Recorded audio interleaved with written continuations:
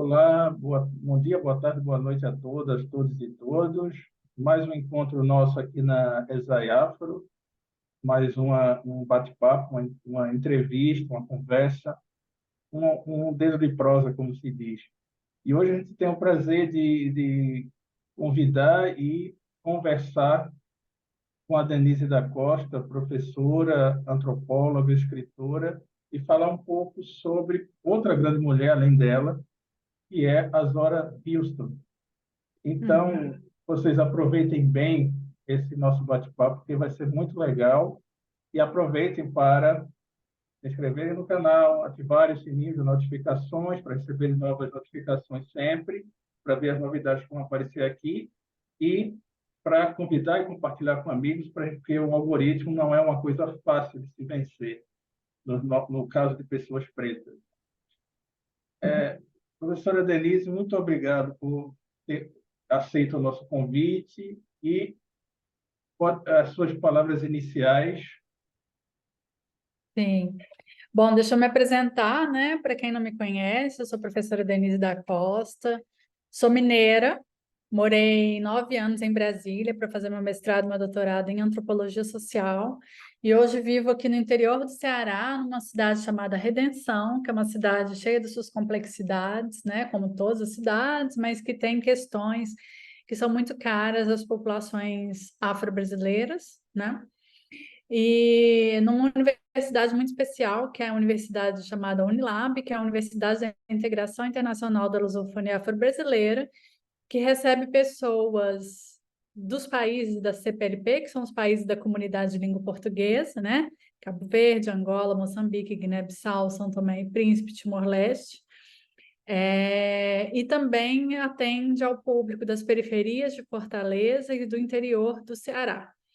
É uma universidade que pretensamente tem um projeto de ser uma política de ação afirmativa, mas que na prática enfrenta muitos desafios para ser uma política realmente aplicada, mas ao mesmo tempo é um projeto que me permite viver, ler, pesquisar, estudar temas relacionados a questões que eu sempre vinha pesquisando, pelo menos desde 2007, desde 2006, mais ou menos, quando eu começo a estudar os temas relacionados à África. Então, essa sou eu. Também sou filha de Estela. Acho que é importante falar um pouco a nossa linhagem, né? E aí eu já começo falando um pouco de Zora por aí. Eu quero falar duas coisas. Eu quero falar sobre linhagens da vida, linhagens a quais nós pertencemos, né? Tem um livro da Zora que eu gosto muito, ainda não acabei de ler ele totalmente, é esse aqui, Dust Tracks on a Road, que é uma autobiografia de Zora, né? E ela escreve esse livro com o propósito de escrever sobre si, né? Inclusive, a Maya Angelou, que faz o prefácio desse livro, ela comenta que se tem uma coisa que a população afro-norte-americana, negra, faz é escrever sobre si, é trazer uma narrativa que nos contemple, né? Então, ela escreve no intuito de que ela fale sobre si, não uma pessoa branca, uma pessoa que não entenda o que foi a vida dela, que ela narra a sua própria história a partir de uma perspectiva mais fidedigna. E eu acho que não é questão de uma busca por veracidade, não. Eu acho que é uma questão, uma busca de dignidade na escrita.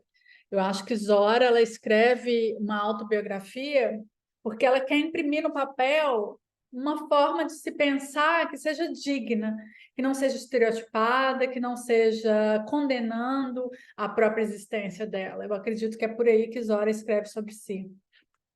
E aí, no primeiro capítulo dela, Meu Lugar de Nascimento, que está traduzido, tá? Um trecho desse texto está My Birthplace, né? Um trecho desse texto está traduzido na revista E de Antropologia. Ela fala que ela conta como que surge Etonville, né? Ela conta uma espécie de mito de origem da cidade de onde ela nasce, que é Etonville. que é uma cidade completamente negra, com administração negra, correios negros, prefeito negro, pessoas negras em sua maioria, em sua grande maioria, com pouquíssima abertura para pessoas brancas, que a gente pode conectar essa empreitada afro-norte-americana com os quilombos, né, com os palenques, né, com todos os investimentos, né, de disrupção, de insurgência que foram assistidos aqui nas Américas das populações negras da diáspora, né, da diáspora transatlântica. Então, é uma experiência única nos Estados Unidos e que a faz uma pessoa singular por isso mesmo. Então, assim, o fato, e aí é muita coisa que se desprende disso, né?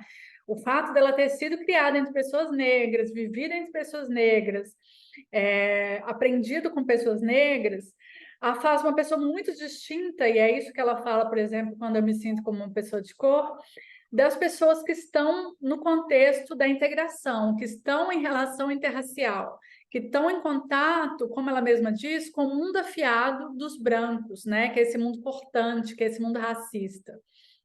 Então, voltando lá para o lugar onde eu nasci, ela começa contando a história de Eatonville, e o início da narrativa dela é justamente contando sobre a guerra, sobre a conquista, né? Sobre a disrupção e sobre o rompimento da linhagem. Eu acho que grande parte das teorias sobre a diáspora, elas podem se basear nesse aspecto, né? Do fato que nós descendemos de África, mas temos um rompimento muito forte com a linhagem, não sabemos exatamente. Tem aqueles que sabem, né? Inclusive, a Zora, ela fala que eu abro vários parênteses em minha fala, viu, Eustáquio? Mas eu volto para a narrativa inicial. Tem esse livro aqui dela, né, que é sobre o Olalekosola, né, que é o último escravizado que estava nos Estados Unidos, e ele é um cara que lembra, né? Inclusive, ele narra a sua história em África, contando justamente sobre a linhagem, contando de onde ele veio. A noção de pessoa africana, ela não é individualizada, ela não é atomizada, ela tem um vínculo linhageiro, né? Eu não sou ninguém sem minha mãe. E aí, só para dar um exemplo disso, em outra literatura, agora de uma mulher nigeriana, né, que também mais contemporânea de Zora, um pouco, mais ou menos na mesma época, Bucha Mecheta. E ao narrar essa história, As Alegrias da Maternidade, a personagem principal dela, ela conta, ela fala um pouco de si, mas na sequência ela fala da mãe dela e fala da linhagem a qual ela pertence. Então, o sujeito africano, de modo geral, tá, de jeito bem genérico, pensando como Sheikh Anta Diop, né, que pensa os povos africanos como uma unidade cultural, né, devido às várias trocas intensas no continente, a África, de um modo geral, tá, as pessoas apresentam referências à sua linhagem, né? Isso a gente encontra de norte ao sul da África subsaariana.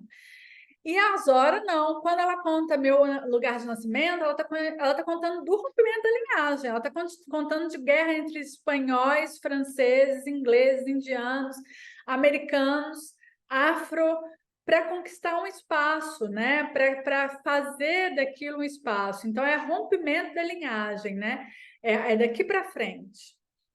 Então, esse é um aspecto importante para narrar da trajetória de Zora, para narrar também de pensar um pouco da composição que nos faz como diáspora transatlântica. É isso, para começar. Maravilha. E eu acho interessante duas coisas que você falou. Primeiro, a não atomização da pessoa, do indivíduo, do sujeito. Até mesmo essa concepção do sujeito já dá essa ideia, né, atomizante, como ela é compreendida, pelo menos como ela é compreendida no cânone, vamos dizer assim. E essa ideia de linhagem e não ser nada sem a mãe, que você até citou a sua própria mãe, a filha da Estela. Eu acho interessante a gente partir, né, para pensar como também antropóloga, mas uma multipensadora, né, como a Zora, partiu de uma cidade, de uma ruptura, né, com essa percepção mais, vamos dizer, no sentido mais coletivo, né? E partiu para uma coisa de ruptura, né?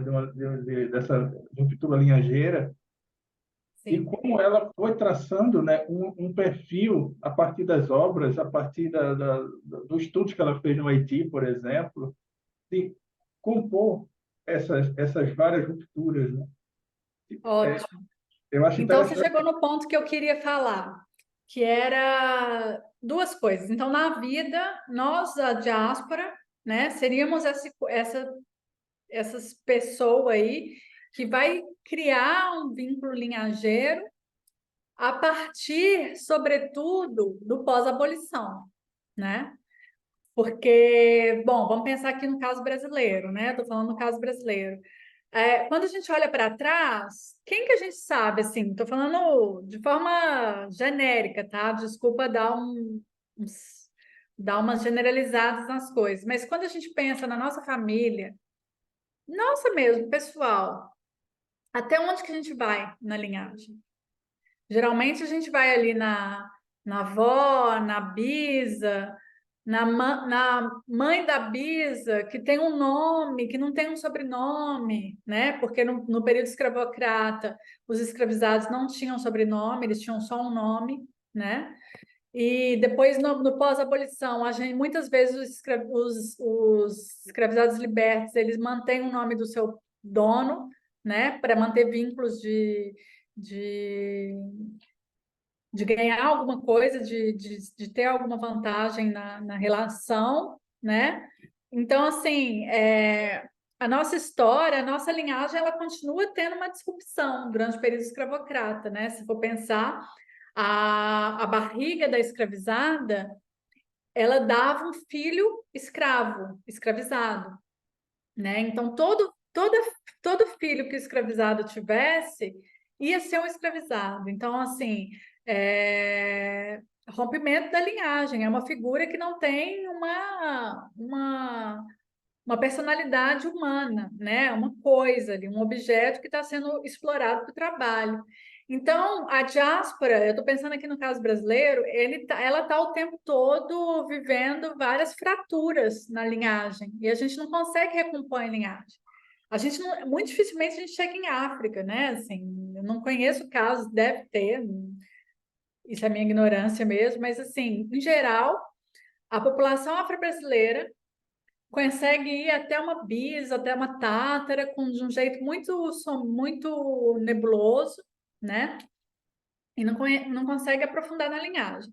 Zora Hurston, criada em Eatonville, uma cidade negra, de administração negra, de experiência negra, de vivência negra, sai dessa cidade e vai estudar, né, fora. Agora eu não estou lembrando o nome da cidade dela, me ajuda aí, Eustáquio. A cidade que ela vai estudar quando ela tem 14 anos. Você não lembra? Esqueci, deu branco aqui. É porque Mas eu enfim, estava mutado aqui, mas eu vou fazer uma pesquisada aqui, mas pode continuar. tá. E aí ela vai para outra cidade, né? Se forma, ela vai aos 13, 14 anos, mais ou menos. E depois ela estuda antropologia, né? Se forma como antropóloga. E aí, quando ela se forma como antropóloga, ela também rompe com a linhagem, mas aí tem um motivo, né? Eu estou falando de uma linhagem que é rompida por questões de um grande sistema que estava sendo engendrado e uma linhagem que é rompida porque a antropologia feita naquele período era uma antropologia na qual a Zara não cabia. Então, ela inova em muitos aspectos, né? Ela confronta muito Boas, o orientador dela. Ela vai muito contra as coisas que ele põe. Eles têm e-mails enormes, assim, e-mails. Eles têm cartas, correspondências, né?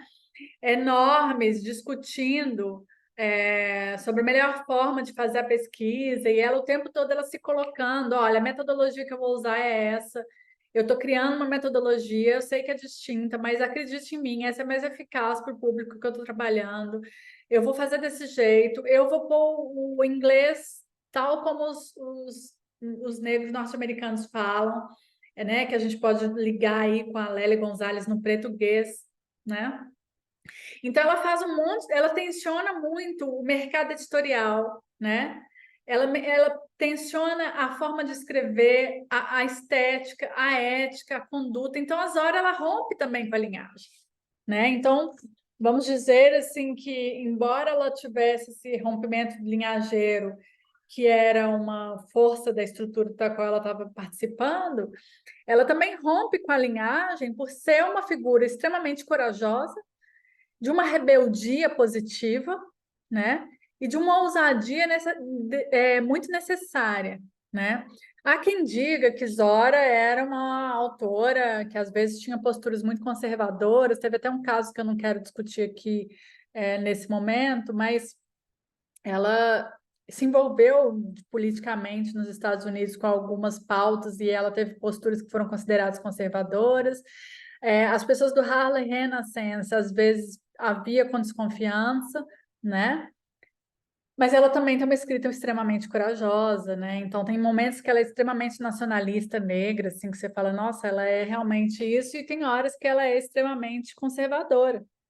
Mas eu acho que a gente também não tem que olhar para os nossos escritores, ou mesmo para nós, como seres também extremamente coerentes o tempo todo, ou que não tem uma complexidade, que não tem uma complexidade mesmo, assim, né, na forma de lidar, ou também, ou mesmo como deuses que não erram, que não falham, que estão todos corretos, né? Então também tem esse erro às vezes quando a gente vai olhar para os nossos autores, né?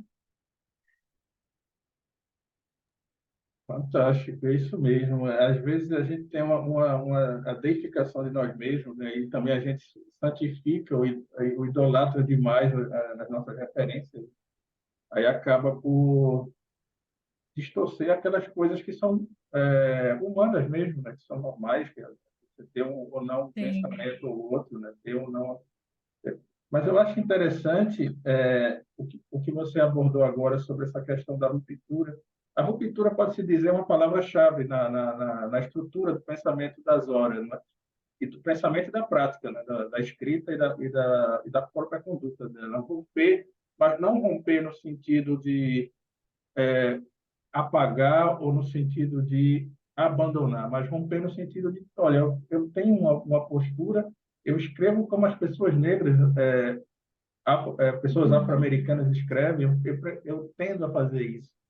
Eu acho Uhum. interessante, e acho interessante também uma coisa que eu queria falar contigo, professora Denise, porque é uma coisa que eu acho que vocês duas têm em comum, que é uma junção entre a escrita acadêmica, né, uma escrita mais própria de trazer uma pesquisa ou apresentar os resultados do estudo, mas também uma escrita estética, literária.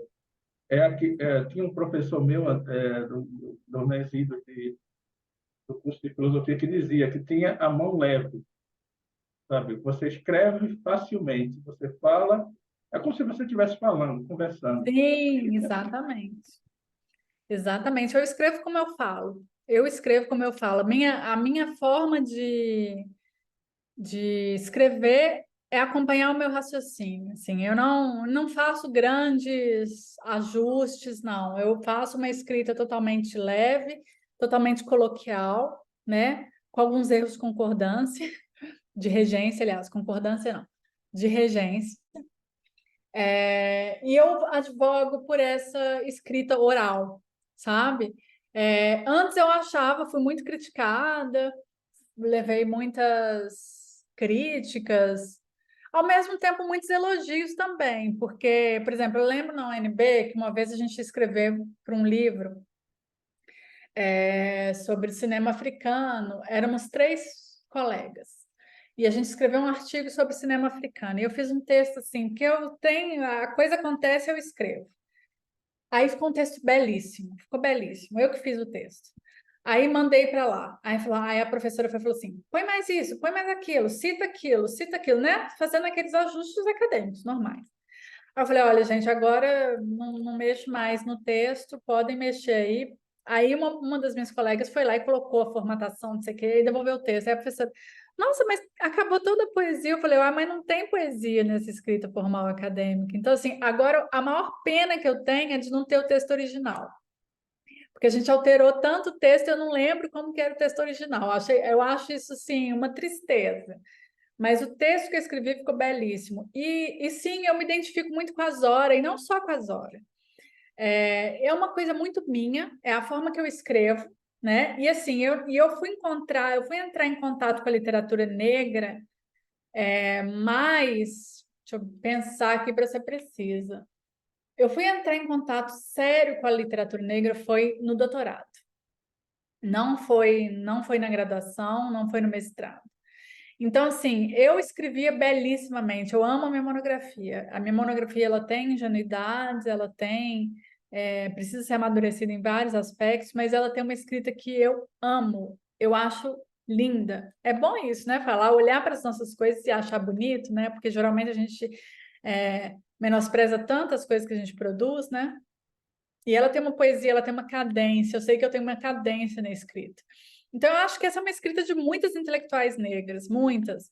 Beatriz Nascimento, Lélia Gonzalez, por exemplo, esse livro da Cida Bento, Pacto sobre Branquitude, também tem uma leveza. Tudo bem que é um livro, isso não é é um resumo da tese dela, né? Mas assim, eu me identifico, eu leio as mulheres negras, Bell Hooks, né? Estou olhando aqui para as que estão na minha cabeceira aqui, na minha cabeceira não, na minha mesa aqui. Mas eu me identifico com essas mulheres, né? E é uma coisa que vem de mim, né? Assim, até um pouco essencialista falar isso, mas não é de mim, assim, eu tenho um amigo que ele sempre chama atenção, assim, Denise, você sempre escreveu, né? Outras categorias de escrita, outros estilos literários, mas eu ganhava prêmio de redação. Eu sempre fui uma escritora, né? Assim, sempre estava ensaiando ser a escritora que eu sou. Então, assim, sempre escrevi. E eu escrevia muito, escrevia diário, lia, era uma CDF que se trancava no quarto para ler, para estudar. Sempre fui essa pessoa. Eu vivi poucos respiros na minha vida, essa coisa de curtir a noite, aproveitar a vida doidado. Isso eu vivi no começo da minha graduação, foi ali 2 anos, e o resto da minha vida sempre foi eu e os livros. Eu, os livros, eu sinto até falta. É uma coisa que me faz falta. Então, assim, eu me identifico muito com a literatura negra, leio mulheres negras no meu dia a dia, no meu cotidiano. Acho difícil sentar e ler um artigo, né? Se o artigo é assim, tô falando assim, porque eu li artigo, não é difícil de dificuldade intelectual, é difícil de achar duro, de achar que é uma coisa que senta, que tem um trabalho, que tem um esforço mental, espiritual para você ler aquele texto. Você tem que decupar aquele texto e tal. Eu tenho esses momentos, estou doida para fazer meu pós-doutorado para ter esse momento também de ler com mais tempo. Mas eu gosto muito de ler literatura, gosto muito de ler as autoras negras, porque são coisas leves, como você falou, tem a mão leve, vai, e elas escrevem assim, eu acho que é um estilo, sabe? E aí, recentemente, ai, deixa eu só colocar. Aí, recentemente, eu fui convidada para escrever um artigo numa revista sul-africana, e esse artigo, peraí, numa revista sul-africana, mas ela tem uma tradição muito britânica, né? Então, assim, eu fico pensando, eu tenho que ter publicação, né, internacional, tem que ter veiculação, mas a gente leva várias coisas em consideração. Mas aí eu acho que já achei minha estratégia para publicar nesses artigos, nesses lugares, assim, é escrever do meu jeito, depois pedir para alguém adequar na escrita formal. E aí eu tenho as duas versões do texto. Algumas revistas me publicam tal como eu escrevo, outras não. Então a gente vai adequando também. Mas falei muito de mim, vamos voltar para as horas, né? É só é uma questão interessante que você trouxe, porque era o que eu imaginava vendo e lendo os seus textos era que tinha essa leveza e que academicamente a gente vai sendo toldado, né, por conta dessas ABNTs e regras da vida para poder ser bem direcionado. Infelizmente tem essa questão. Mas só mais uma coisinha sobre um fato que você, voltando um pouco para as horas, mas também não deixando de falar também um pouco de você, que é você falou da pequena cidade onde ela nasceu e passou certo tempo da vida, e você Uhum. agora é uma pessoa, você na sua apresentação disse mineira, mas que está no interior do Ceará. Então isso dá uma novo tempo de vida, né? Um novo tempo de marcação de o que fazer, de como vivenciar as coisas em volta, né? E Sim. será que nessa concepção tem alguma coisa que das horas ou da textualidade dela ou até mesmo da biografia que você faz com que você pense um pouco nessa diferença temporal, vamos dizer, de viver o tempo entre as metrópoles e as cidades interioranas, ainda hoje, né, em 2023? Sim. Nossa, muita coisa para pensar, porque assim, eu vou contar um pouco esse lugar complexo também o qual eu me encontro, né? Quando eu cheguei no Ceará, eu fui morar num bairro chamado Meireles, que é um bairro turístico e um bairro de elite de Fortaleza. Obviamente, Fortaleza é uma cidade extremamente segregada, mas não é uma segregação. Porque, assim, em Belo Horizonte, eu conheci um ou outro, claro que se contava nos dedos, mas eu conheci um ou outro negro bem de vida, né? Eu morava num bairro de classe média, um bairro de jornalistas, de pequenos trabalhadores ali médios, né? Professores, contadores, essa classe média baixa. E eu não era a única negra, né? Eu morava num apartamentinho, um apartamento pequeno, mas não era a única negra, tinha um ou outro, né? Sempre tinha. Então, assim, isso é segregado também, são espaços também segregados, mas Fortaleza é de um jeito muito radical. A ponto que no bairro Meireles, você não vê, assim, o racismo e o racismo, além de tudo, além de ser um espaço extremamente segregado, o racismo é cortante. Nesse ponto, eu me identifico, por exemplo, quando a Zora fala do mundo afiado dos brancos. Porque, assim, eu vim casada, eu fui para o Meireles, né? Fui morar, vim para a Unilab, eu vim casada com um homem branco. E depois a gente divorciou e ele foi embora do prédio que eu estava. E aí, era racismo o tempo todo, assim, da síndica falar, mas você está conseguindo pagar? Só que sim, quem veio trabalhar fui eu. Ele não tinha emprego quando ele veio, né? Então quem estava bancando aquele apartamento era eu. É, Machismo também, o porteiro logo se ofereceu para dormir comigo. Muita violência, assim, muita violência. Eu saía na beira-mar para fazer caminhada, para fazer Tai Chi Chuan, bem cedinho. Carros com adesivos da Inglaterra paravam achando que eu era prostituta, né? Claro que também tem o fato de que lá é um lugar de turismo sexual, enfim. Então, muitas questões, né? Muita violência. O tempo todo eu era interpelada com o fato de ser uma mulher e, sobretudo, ser uma mulher negra, né? Depois, eu fui para o Benfica, que é um bairro universitário. E também é um bairro classe média, mas também é um bairro de elite, né? E hoje eu estou no interior, estou morando na periferia de Redenção. Aqui sim tem uma presença negra, mas mesmo o centro de Redenção é um lugar de pessoas brancas. Então, assim, o que todo mundo fica muito surpreso aqui no Ceará é que tem uma presença branca muito marcada, né, em termos de construção de segregação, né? Então isso choca muito, né? Não tem não tem uma porosidade mínima, não tem, assim, é um negócio segregado mesmo. Então, esse é um dos principais choques que eu vivo aqui no Ceará, assim. Você É. quer interromper a gravação? Você falou que vai. Não, é porque a gente tem um pouquinho de tempo ainda. Dá para falar ainda um Ah, bocadinho.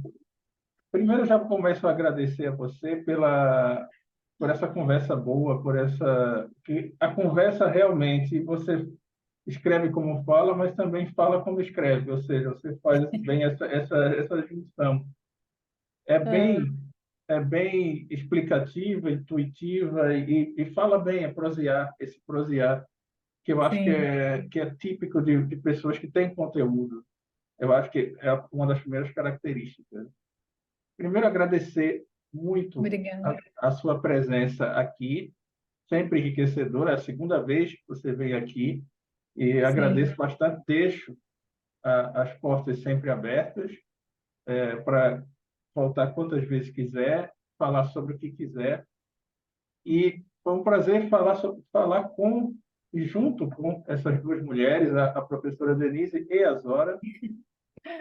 Foi um prazer passar esse tempo, um tempo diferente, né? Um tempo a gente aprende sempre aquela coisa de visão de qualitativo e quantitativo, né? Sempre querendo dividir as coisas em duas coisas, sempre querendo fazer essa distinção, mas nesse caso é oportuno. A gente tem um tempo qualitativo, um tempo enriquecedor. E, mais uma vez, convidar todas e todos para se inscreverem no canal, ativarem, né, o sininho das notificações para a gente poder fazer e apresentar e trazer e vocês comentarem, compartilharem para engajar mais. E nesses últimos 5 minutinhos, uhum. Denise, mais uma vez obrigado e as suas considerações finais desse nosso papo de hoje. Sim, a Zora ela teria muito mais coisa. Acabei que eu falei mais de mim do que eu gostaria, mas é porque você falou, da minha escrita, eu empolguei, eu sei. Desculpa por isso, mas a ideia era falar de Zora. Mas sim, Zora tem uma escrita incrível. Conheço Zora. Ela não é só antropóloga, aliás, ela é mais conhecida como escritora. Eu estou aqui com um livro dela, Seus Olhos Viam Deus, que está traduzido, uma tradução muito bem feita. Então, assim, leiam Zora, leiam a literatura de Zora, leiam a antropologia que Zora propõe, porque ela também propõe muitas coisas. Zora, ela influencia grande parte do pensamento interseccional, grande parte do pensamento decolonial, pós-colonial e do movimento transnacional antirracista. Então, assim, ela tensiona questões que a gente está debatendo no Brasil de 2023, né? Já em 1950 e poucos, assim, ela está ali tensionando coisas que são muito caras para nós em 2023. Então, conheçam o trabalho de Zora e obrigada pelo convite.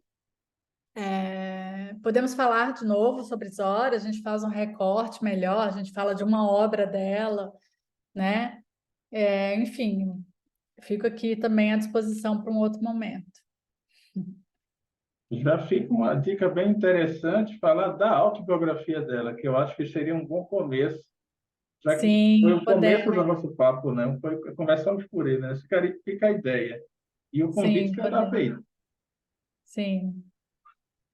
Então Mais tá uma vez, bom. obrigado, professora Denise, escritora Denise, a Denise, filha da Estela. Essas são as Denises que você é. Eu acho que isso é bem interessante. Eu fico até brincando com o começo do meu nome, né? Não sou eu, sou eu.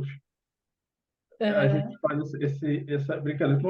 Nós, pessoas afrodiaspóricas, pessoas que são tantas, né? São muitas. Então, mais uma vez, obrigado. E para Obrigada. você que vai ver essa fala, essa entrevista, esse bate-papo, essa boa conversa, fique à vontade, sempre volte aqui, porque esse espaço é África o tempo todo. Um bom dia, boa tarde, boa noite e até a próxima. Até. Obrigada.